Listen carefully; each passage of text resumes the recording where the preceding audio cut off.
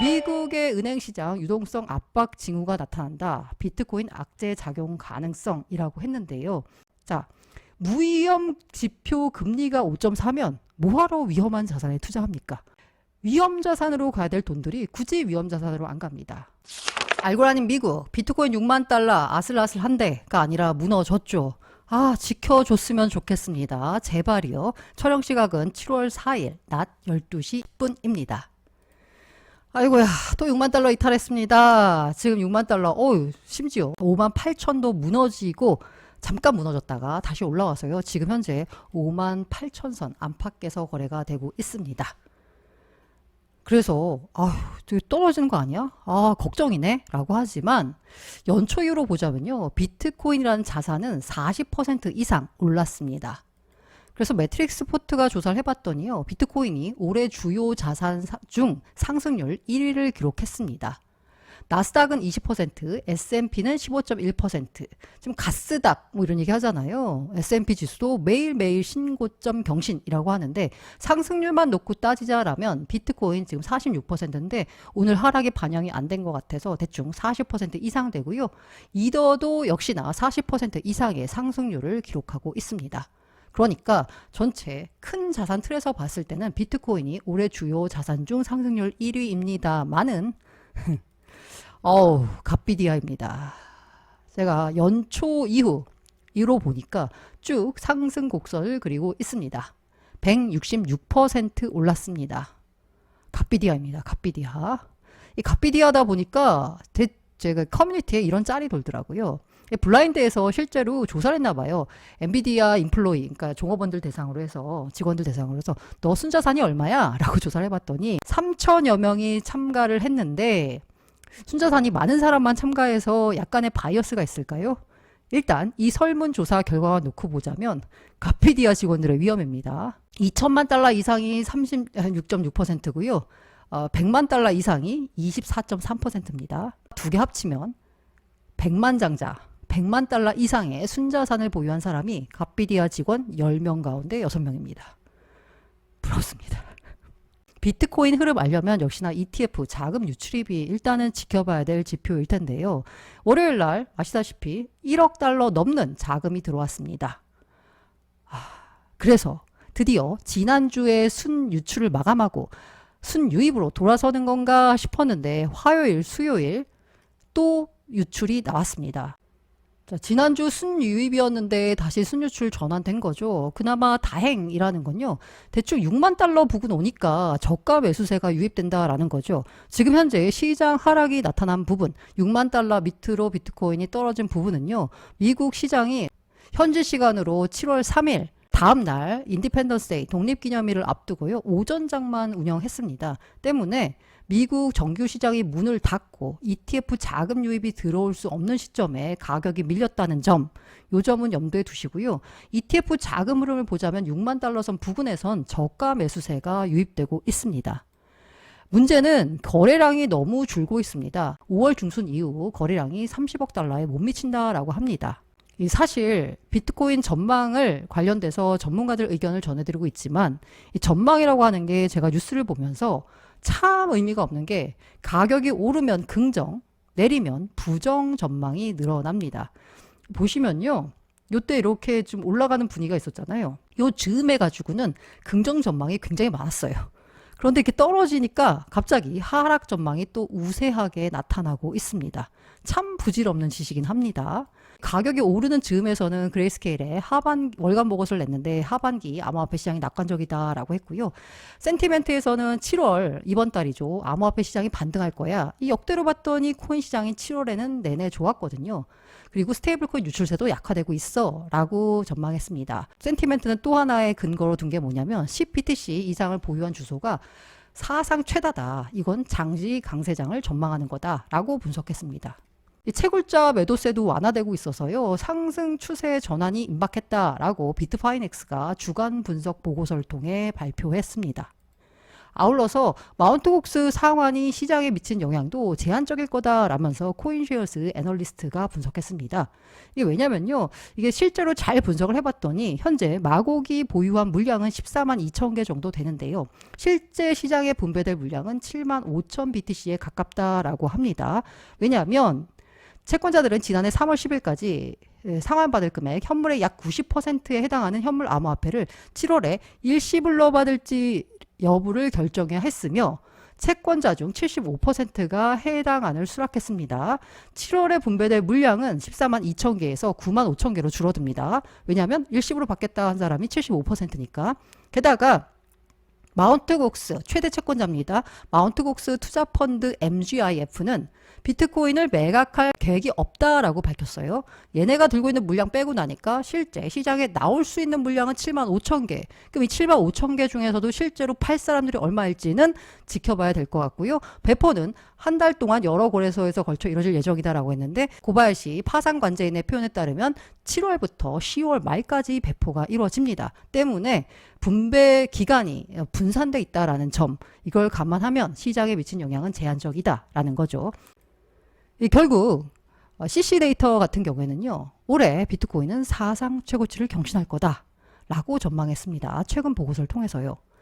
그런데 가격이 하락하니까 앞서 보셨다시피 조금 오르는가 싶더니 비트코인 가격이 다시 하락세로 돌아서니까 시장에 부정적인 전망이 우세합니다. 비트파이넥스가 최근 보고서에서, 이게 아까 비트파이넥스가 주간 보고서에서는 오를 것 같다라고 했잖아요. 근데 최근 보고서를 보니까 장기 보유자들이 차익 실현을 재개했어. 하방 압력이 우려된다라고 했어요. 테넥스 리서치 역시나 비트코인 하방 압력이 우세하다라면서 강제 청산 가능성을 언급했습니다. 게다가 독일 정부 매도 물량 하필 이때 나오고 있는데요. 6월부터 4.96억 달러의 비트코인을 매도했고 이 전량 매도를 하는데 두세 달이 더 걸릴 거다라고 하면서 독일 정부가 갖고 있는 물량은 시장의 지속적인 매물 압박으로 작용할 거다라고 분석했습니다. 게다가 마운트곡스발 매도 아까는 별거 아니야 라고 했는데 어쨌든 마운트곡스 상환 영향으로 6만 달러가 일시 하회했다. 조정이 길어질 수도 있다 라고 분석했습니다. 말씀드린 대로 이게 실제로 물량을 분배한 건 아닌데 분배될 거다. 분배가 가까워졌다 라는 심리적인 효과에 따라서 비트코인 가격이 밀렸는데요. 이렇기 때문에 조정이 길어질 것 같다라는 분석이 나오고 있습니다. 특히나 저는 이 부분을 가장 눈여겨보는데요. 미국의 은행시장 유동성 압박 징후가 나타난다. 비트코인 악재 작용 가능성이라고 했는데요.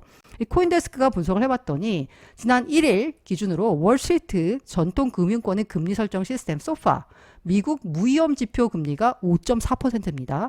6년 만에 최고치를 기록했어요. 자, 무위험 지표 금리가 5.4면 뭐하러 위험한 자산에 투자합니까? 그냥 이 무위험 지표 금리, 무위험 자산에 투자를 하죠. 위험 자산으로 가야 될 돈들이 굳이 위험 자산으로 안 갑니다. 그냥 무위험 자산으로 가는 거죠. 이는 시장 유동성 부족을 의미할 수 있다라는 겁니다. 더 이상 돈이 위험 시장으로 가지 않는다라는 겁니다. 자, 위험 시장으로 가지 않는다. 위험 자산으로 가지 않는다. 위험 자산, 이른바 비트코인이죠. 당연히 비트코인 악재입니다. 게다가 이 신규 자본 유입이 부재하다.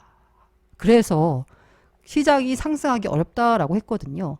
공급은 과잉인데 이걸 흡수할 만큼의 신규 자본 유입이 없다는 설명입니다. 이 공급 과잉 관련돼서는 사실 비트코인보다는 알트코인에 더 많이 관련된 얘기일 텐데요. 비트코인 관련돼서도 아까 말씀드렸듯 마곡 상환이 있고요. 미국 정부나 독일 정부 등 각국 정부가 들고 있는 물량의 매도세가 있을 수도 있고요.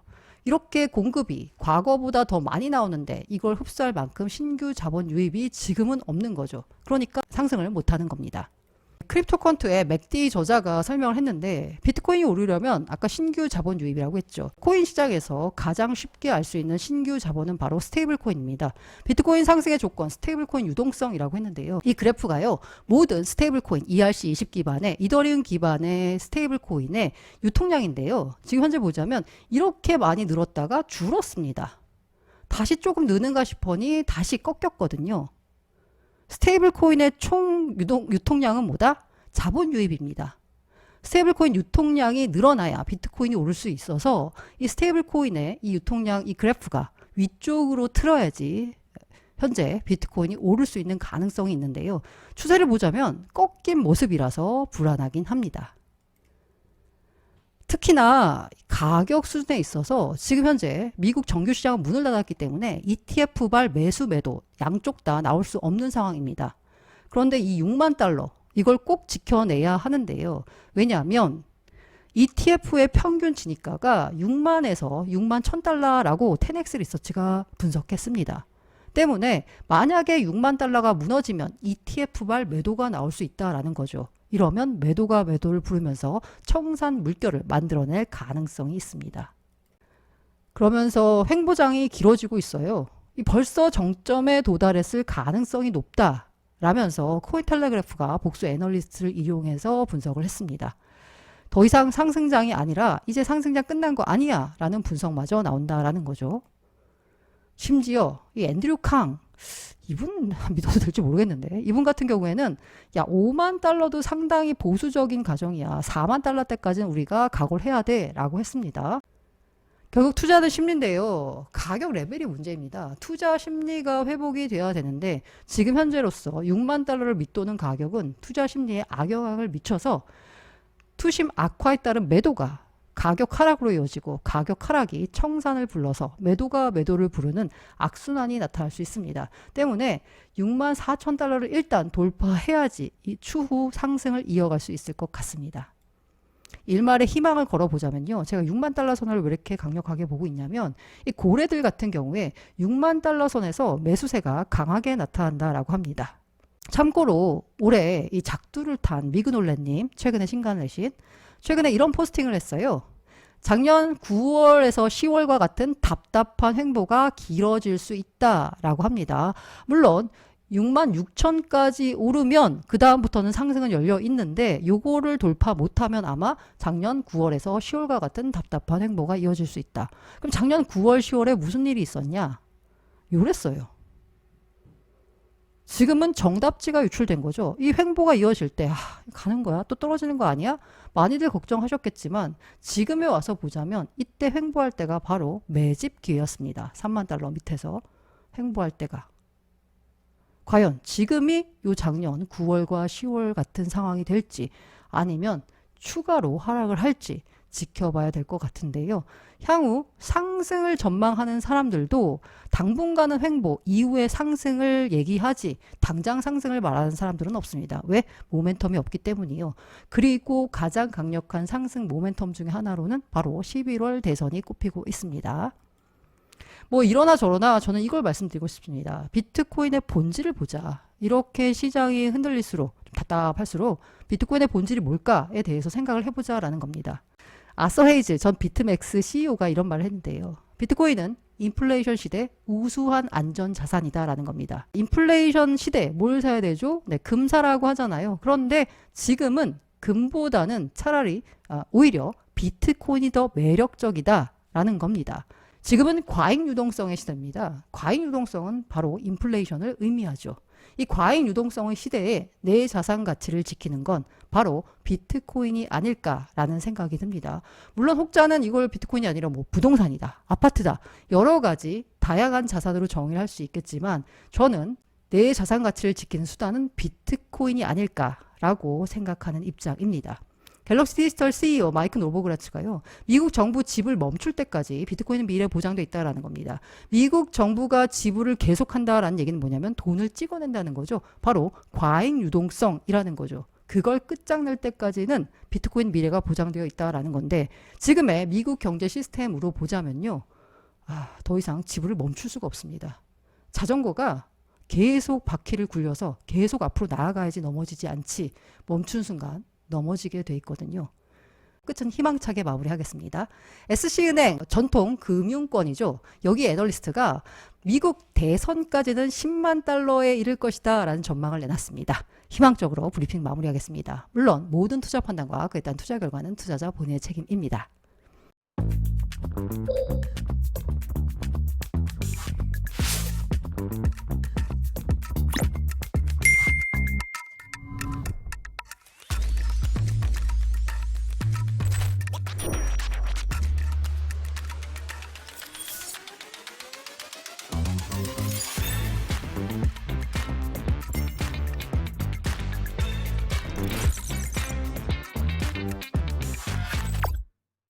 오다 PPL 오셨네. 소서 수합입니다. 소서 수합은 저와 3개월 이상 함께 PPL을 해주고 계신데요. 헤데라 넘버원 덱스입니다. 자, 금요일에는 소서 수합과 함께하는 헤데라 뉴스입니다. 오늘 소개해드릴 건요. 헤데라 체인 위에 구축된 의료 및 세이프티 안전 플랫폼에 대해서 설명드리겠습니다. 크게 두 가지를 소개해 드릴 텐데요. 첫 번째가 A코어 탈중앙화 환자 신원 및 의료 데이터 관리 플랫폼입니다. 자, 이 A코어에는요, 크게 네 가지 서비스가 구축되어 있습니다. 먼저 세이프 헬스 시스템입니다. 의료 데이터의 진위 여부를 암호화 방식으로 검증합니다. 암호화 방식으로 돼 있다 보니까 환자의 개인정보 보호 문제를 해결할 수 있습니다. 두 번째가 마이테라 365입니다. 자, 블록체인의 강점은 어떤 자산의 경로를 추적할 수 있다는 겁니다. 이 마이테라 365는요, 근로자의 유해 물질 노출 데이터를 추적하는 프로그램 서비스입니다. 자, 근로자가 이 추적을 하다 보면 도대체 어떤 단계에서 유해 물질에 노출이 됐는지를 파악할 수 있게 되겠죠. 따라서 근로자의 안전, 건강과 관련된 문제가 발생했을 때 어떤 부분에서 문제가 생겼는지를 알고 해당 부분에 대한 문제를 빠르게 개선할 수 있는 데 도움을 준다라고 보시면 됩니다. 세 번째가 헬스레디입니다. 임상시험에서 데이터 무결성을 보장하기 위한 플랫폼입니다. 네 번째가 Everywhere UK입니다. 온도에 민감한 백신과 같은 중요 자산 모니터링을 위한 센서 데이터의 변경 불가능하고 검증 가능한 기록을 생성합니다. 자, 백신 같은 거를 유통을 시킬 때요. 이게 만약에 특정 온도 이상으로 노출이 되면 백신이 오염될 수 있습니다.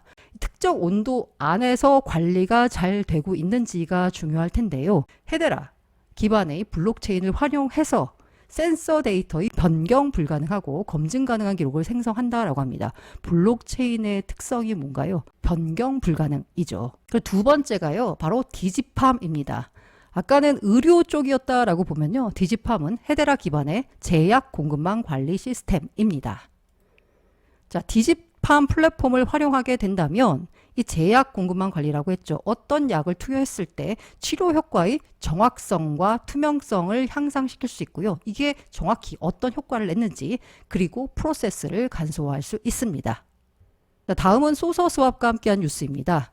늘 말씀드렸듯 추가 보상은 계속됩니다. 24년 스프링 인센티브 캠페인이 진행되고 있고요. 연말까지 진행됩니다. 유동성 보상으로 총 2,100만 개의 헤데라가 배정돼 있습니다. 아울러서 기쁜 소식, 소서가 게이트.io에 상장합니다. 한국 시간으로 7월 12일 오후 9시에 게이트.io에 상장됩니다. 지금까지 소서 수합의 제작 지원을 받았습니다. 모든 투자 판단과 그에 따른 투자 결과는 투자자 본인의 책임입니다. 알고 아닌 미국, 그렇게 팔아대니 코인이 오르겠습니까? 촬영 시각은 7월 4일 낮 1시경입니다. 시장 매도세 속에 인기 밈코인 페페와 WIF가 급락했다라고 하는데요. 상반기를 주도했던 코인 테마는 밈코인이죠. 페페나 도그 위드 해시죠. 이 WIF가 많이 급등을 했었는데 왜? 고래라고 불리는 대규모 보유자들이 최근 팔았답니다. 밈코인 고래가 덤핑을 하니까 가격이 급락하는 건데요. 이 고래들의 경우에는 진짜 저가에 샀기 때문에 아마 지금 덤핑을 해서 가격이 떨어져도 몇십 배, 몇백 배, 몇천 배의 수익을 올리고 있는 상황일 겁니다. 이렇게 시장에 공급이 많이 되는 코인, 그 이유 중에 하나는 바로 락업 해제가 될 텐데요. 일부 코인의 경우에는 대규모 언락이 예정돼 있습니다. ENS 789만 달러 상당의 ENS 언락이 예정돼 있고요. RB, ID, 픽셀 같은 경우 총 1억 5천만 달러 규모의 토큰 락업 해제가 있습니다. 토큰 언락스 앱 사이트에 따르면 대규모 언락이 예정되어 있는 코인들이 상당히 많습니다. 향후 언락되는 토큰 스케줄이 쫙 나와 있거든요. 시간 순서로. 그 가운데 대규모 언락이라고 해서 500만 달러 이상의 토큰이 언락이 되는 경우만 솔팅을 해봤습니다. 가장 가까이 있는 거 GAL 토큰이고요. 전체 총 공급량의 2.5%가 시장에 풀리게 됩니다. 약 하루 뒤에요. XAI, 이거 무섭습니다. 약 5일 뒤에요. 71%의 물량이 시장에 풀립니다. 가격 충격이 우려가 됩니다. 스타크가 4.92%가 약 11일 뒤에 물량이 풀리고요. 픽셀 같은 경우에 15일 뒤에 7%의 총 공급량의 7%의 물량이 풀립니다. 아이디 같은 경우에도요, 18일 뒤에 4% 넘는 물량이 풀리게 되어 있습니다. 그 밖에 ALT 같은 경우에는요, 21일 뒤에 42%에 해당하는 물량이 풀리고요. YGG는 3.7%, 23일 뒤에, 그리고 제타는 28일 뒤에 18.9%, W는 33.3%, 샌드는 41일 뒤에 9% 물량이 풀리고요. 리스타는 78일 뒤에 10% 넘는 물량이 풀립니다. 아울러서 MAV는 89일 뒤에 15%에 이르는 물량이 풀리게 돼 있습니다. 보니까 21일에서 41일 사이에 언락이 너무나 대규모로 됩니다. 이 때문에 혹시나 내가 들고 있는 코인이 언제 대규모 물량이 풀리는지를 토큰 언락 사이트에서 확인해 보시고요. 언락이 예정돼 있다라고 하면은요. 사실 언락이 된다라고 해서 바로 가격이 떨어지는 건 아닙니다. 오히려 이런 세력들이 언락을 계기로 해서 코인을 펌핑시키는 경우가 있습니다. 왜? 자기들이 비싸게 물량을 팔아야 되니까. 그래서 언락된다라고 쇼 쳤더니 펌핑되면서 망했다 이런 케이스들도 있거든요. 언락이 코인 하락, 코인 가격 하락으로 바로 이어지진 않지만 어쨌든 장기적으로 보면 가격에 영향을 미칠 수밖에 없기 때문에요. 내가 들고 있는 코인이 언락이 예정돼 있다라고 하면 일정을 항상 꼭 체크해 보시길 바랍니다.